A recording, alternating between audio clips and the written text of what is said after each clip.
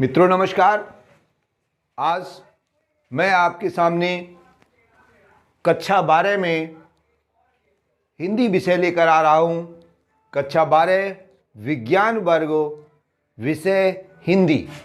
और जो विज्ञान वर्ग की हिंदी होती है उसे सामान्य हिंदी कहते हैं। इसलिए विज्ञान वर्ग के छात्रों को मुख्य रूप से समझना है। तो सबसे पहले आपके प्रश्न पत्र का प्रारूप देखते हैं। उसके बाद अगले वीडियो में मैं आपके कोर्स को धीरे धीरे बताऊंगा। प्रत्येक पाठ को आपके सामने रखा जाएगा। तो सबसे पहले देखते हैं आपके पेपर का, आपके प्रश्न पत्र का क्या प्रारूप है। तो इसमें सबसे पहला प्रश्न आता है हिंदी गद्य। हिंदी गद्य साहित्य का इतिहास।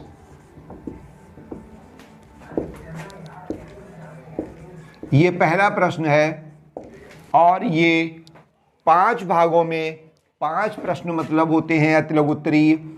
इसको इस प्रकार से कह सकते हैं, एक एक नंबर के 5 प्रश्नों अर्थात कुल 5 नंबर। दूसरा प्रश्न होता है हिंदी काव्य साहित्य। हिंदी काव्य साहित्य का इतिहास।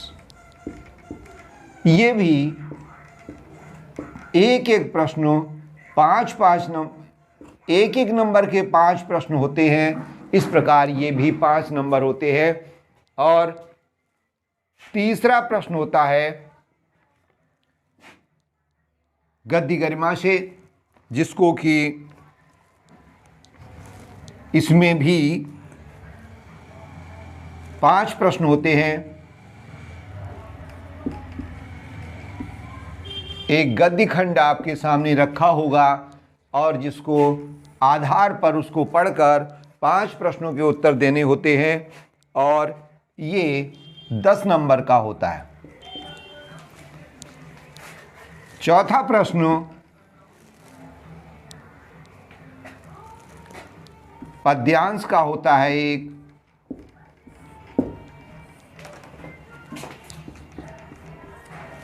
यह भी 10 नंबर का होता है।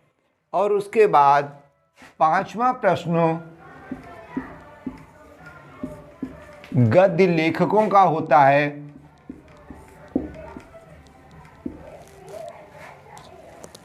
इसको हम जीवन परिचय कह सकते हैं और इसके लिए आपको 5 अंक मिलते हैं। इसमें लेखक 5 नंबर का ये प्रश्न होता है और 5वें में इसको 2 भागों में बांट दिया है। का भाग में गद्य है और खा भाग में काव्य है। काव्य अर्थात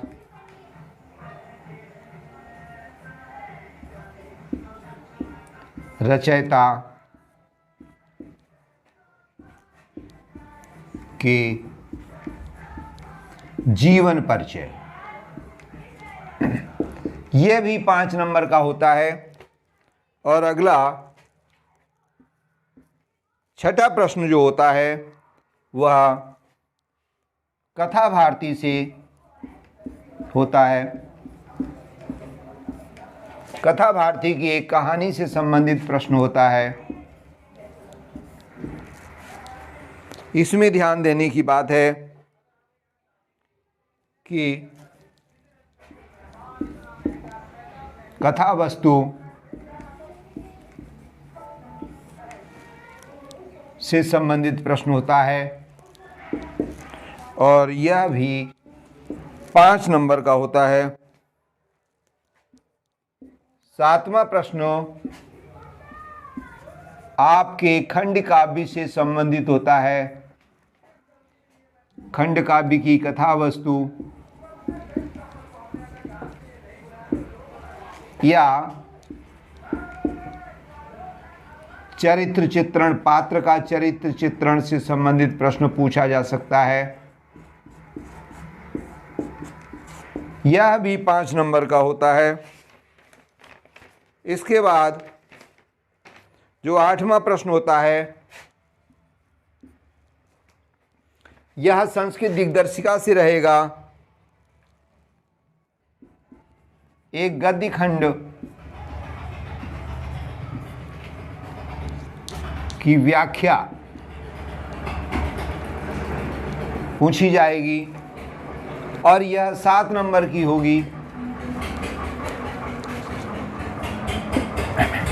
नवा प्रश्न जो होता है, इसको 8 को ही पहले फिर से देखें कि प्रश्न 8 में खंड का और खा 2 भाग होते हैं। इसमें गद्य खंड होता है और खा में पद्य खंड होता है। इसमें भी पद्य खंड की व्याख्या पूछी जाती है और यह भी 7 नंबर का होता है। मित्रों ध्यान दें, इस प्रकार से आगे चलते हैं। नवा प्रश्न है, यह मुहावरे और लोकोक्तियां हैं। मुहावरे और लोकोक्ति, ये मुहावरे और लोकोक्ति से संबंधित प्रश्न होता है। इसमें 2 प्रश्न करने होते हैं और यह 2 अंक का होता है। इसी प्रकार से 10वां प्रश्न देखते हैं, संधि से संबंधित होता है। संधि या संधि विच्छेद से संबंधित प्रश्न होता है और इसमें 3 नंबर का यह प्रश्न होता है। अर्थात 3 शब्द या तो संधि विच्छेद दिए होंगे, उसको संधि करना होगा, और या संधि वाले शब्द दिए होंगे तो उनका संधि विच्छेद करना होगा। और इसी प्रकार से 11वां प्रश्न आपका होता है।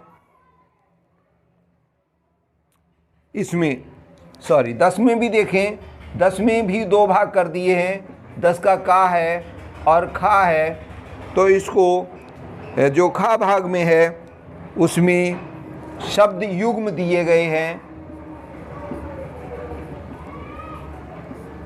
शब्द युग्म जो दिए जाते हैं वह भी 2 नंबर का होता है। इसी प्रकार से प्रश्न 11 जो होता है उसमें भी 2 भाग हैं। पहला है का और इसमें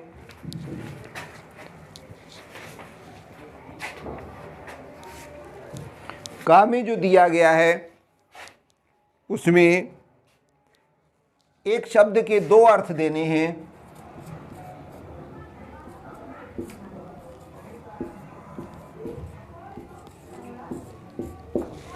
शब्द के 2 अर्थ बताने हैं, तो आपके सामने यह भी 2 नंबर का होता है। इसी प्रकार से और आगे चलते हैं। जो 11 खा है, इसको वाक्यों को शुद्ध करना है। वाक्यों को शुद्ध करो। इसमें क्या होगा कि 4 वाक्य होंगे, 4 में से 2 को शुद्ध करना है और ये 2 नंबर का होता है। इसी प्रकार से इसमें गा भाग है। गा खंड जो होता है उसमें वाक्यांश के लिए एक शब्द आता है।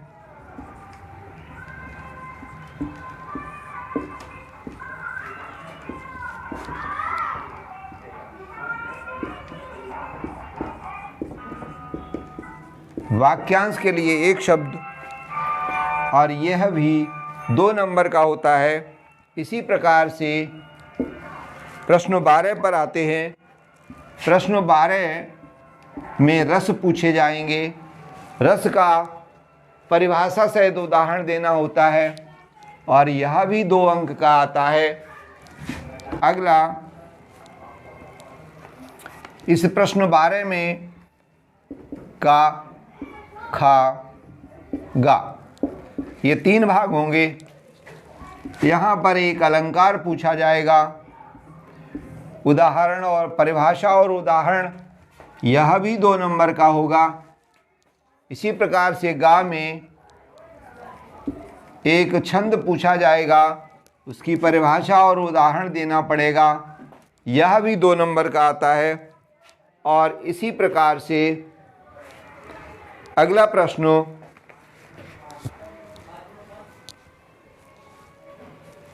जो होता है, अगला प्रश्न एक पत्र से संबंधित होता है।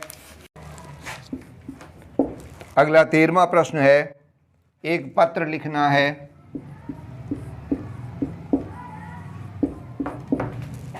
पत्र लेखन जो होता है वो 6 नंबर का है। और इसी प्रकार से प्रश्न 14 जो होता है, एक निबंध आता है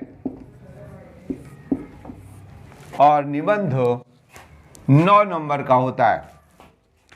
मित्रों, इस प्रकार से आपके 14 प्रश्न परीक्षा में दिए होते हैं, जिनकी अच्छी प्रकार से तैयारी करें और अभी आपके पास समय है। अधिक से अधिक नंबर लाने के प्रयास में रहें और कोशिश करें कि पूरा प्रश्न पत्र सही ढंग से सभी प्रश्नों को हल करते हुए करें। धन्यवाद।